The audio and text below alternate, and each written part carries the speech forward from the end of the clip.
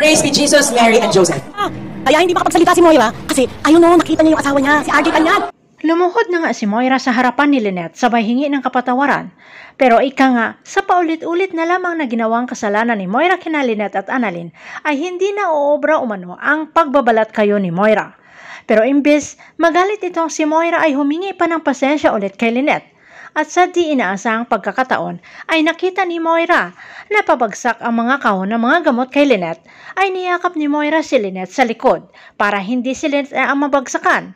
Dumating si Annalyn at nakita ang komosyon na sa pag-aakalang may masamang ginawa itong si Moira na ang hinala pa na baka binayaran nga ni Moira ang tao para ibagsak ang kahon at palabas lamang na iniligtas si Lynette ni Moira. Pero kumontra naman ito sila Nurse Karen at Evan dahil tauhan nila ng Apex ang may dala ng kahon.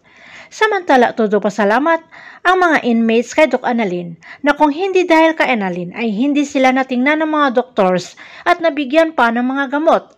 At higit sa lahat, itinuring sila na tao at pasyente at hindi mga kriminal.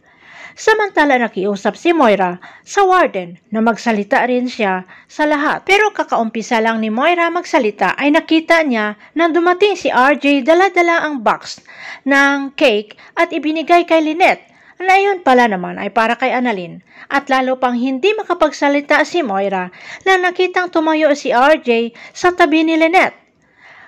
Kaya binubuli na naman siya ng kapwa preso na napakahirap maging isang mabuting tao. Hanggang saan kaya aabot ang kabaitan ni Moira? Abangan na lang natin ang susunod na episode dito sa Abot Kamay na Pangarap.